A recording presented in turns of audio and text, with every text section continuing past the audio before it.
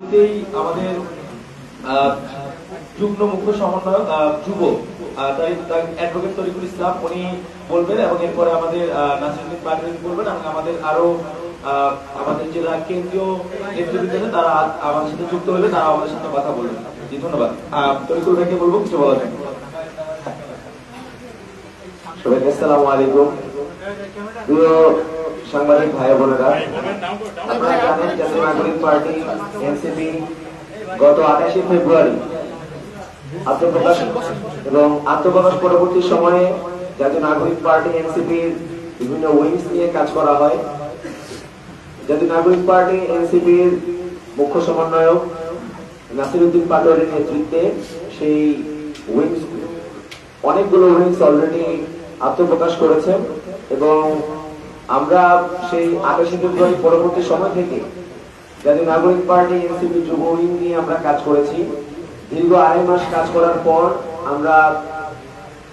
শীঘ্রই আমাদের সেই যুব উইংসের আত্মপ্রকাশ করতে যাচ্ছি এবং আমরা আমাদের জায়গা থেকে একটি কথাই বলছি যে 2024 সালে যে জুলাই গণঅভ্যুত্থান, সেখানে যুব সমাজের অংশগ্রহণ এবং তাদের সাহসী ভূমিকার কারণেই আমরা এই জুলাই গণঅভ্যুত্থান সংগঠিত করতে পেরেছি এবং জাতীয় নাগরিক পার্টি এনসিপি যুব উইং যুব সমাজকে সংগঠিত করার জন্য তারা কাজ করবে। ঠিক একই সাথে যুব উইং শুধু যুব সমাজের গতানুগতিক জায়গা থেকে রাজনৈতিক দলগুলো যুব উইংস গুলো যেভাবে কাজ করে সেরকম ভাবে নয়, বরঞ্চ আমরা যুব সমাজের সমস্যার যে জায়গাগুলো রয়েছে, তাদের সম্ভাবনা যে জায়গাগুলো রয়েছে, সেগুলোকে ফোকাস করে কিভাবে বাংলাদেশের যুব সমাজকে আরো কর্মমুখী করা যায়, আরো কিভাবে সমৃদ্ধ করা যায়, সেই উদ্দেশ্যকে সামনে রেখে আমরা জাতীয় নাগরিক পার্টি এনসিপি যুব উইংসের আত্মপ্রকাশ করতে যাচ্ছি। আমরা আগামী 16ই মে রোজ শুক্রবার বেলা 3 ঘটিকায় গুলিস্তান আবরাফাত এভিনিউতে আমাদের যুব উইংসের আত্মপ্রকাশ করতে যাচ্ছি এবং আমরা একটি কথা বাংলাদেশের যুব সমাজকে বলতে চাই যে গত 53 বছর ধরে বাংলাদেশের মধ্যে যুব সমাজকে নিয়ে তেমন কোনো কাজ হয়নি। আমরা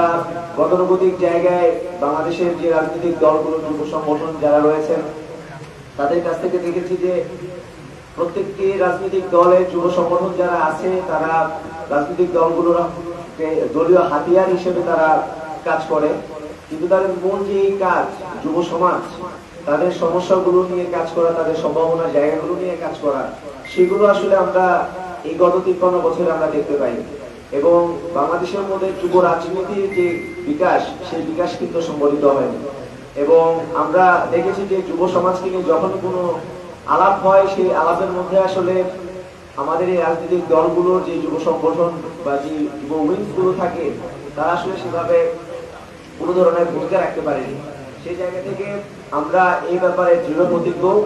জাতীয় নাগরিক পার্টি এনসিপির যুব উইংস তারা এই সমস্যার জায়গাগুলো নিয়ে কাজ করবে এবং তাদের ভূমিকা হবে অবশ্যই কর্মমুখী এবং আমরা আমাদের জায়গা থেকে দৃঢ় প্রতিজ্ঞ যে বাংলাদেশের মধ্যে যুব সমাজকে সংগঠিত করে সারা বাংলাদেশের যুব সমাজকে ঐক্যবদ্ধ করে তাদের সমস্যাগুলো নিয়ে কাজ করে শুধু বাংলাদেশেই নয়, আমাদের এই বাংলাদেশের বাইরে অনেক বড় জনগোষ্ঠী যারা তরুণ রয়েছে, যুবক রয়েছে, তারা কিন্তু বিভিন্ন জায়গায় তারা কন্ট্রিবিউট করছে, তাদেরকে সংগঠিত করার জন্য আমাদের যুব উইংস কাজ করবে। যুব উইংসের কর্মপরিধি, লক্ষ্য, উদ্দেশ্য এবং তারা কিভাবে কাজ করবে সেগুলো আমরা আমাদের যে আত্মপ্রকাশ যেদিন হবে আগামী 16 মে, সেদিন আমরা আপনাদের সামনে উপস্থাপন করব। তবে আমরা একটি কথা বলতে চাই যে গতানুগতিক ধারায় আমরা যুব উইংস বলতে যা বুঝি যে যুব উইংস, একটি রাজনৈতিক দলের যুব উইংস তারা টেন্ডারবাজি করে, চাঁদাবাজি করে, খুন খারাপি, দখলবাজি, রাহাজানি, যত কিছু আছে রাজনৈতিক দলগুলো যুব উইংস গুলো দিয়ে তারা সেগুলোকে সংগঠিত করে। সেই জায়গায় অবশ্যই জাতীয় নাগরিক পার্টি এনসিপির যুব উইংস তারা এভাবে কাজ করবে না, বরঞ্চ তারা এগুলোর বিরুদ্ধে অবস্থান নেবে এবং তারা তাদের জায়গা থেকে এই ব্যাপারে সোচ্চার ভূমিকা অবতীর্ণ থাকবে। আমরা বলতে চাই যে আমরা যুব সমাজকে নিয়ে কাজ করব, তাদের সম্ভাবনা নিয়ে কাজ করব, তাদের সমস্যা নিয়ে কাজ করব এবং আমাদের কাজের যে পরিধি সেটা অবশ্যই আমরা আশাবাদী যুব সমাজকে অনুপ্রাণিত করবে। সেই লক্ষ্য রেখে আমরা জাতীয় নাগরিক পার্টি এনসিপির যুব উইং আত্মপ্রকাশ করছে আগামী 16 মে রোজ শুক্রবার। ধন্যবাদ।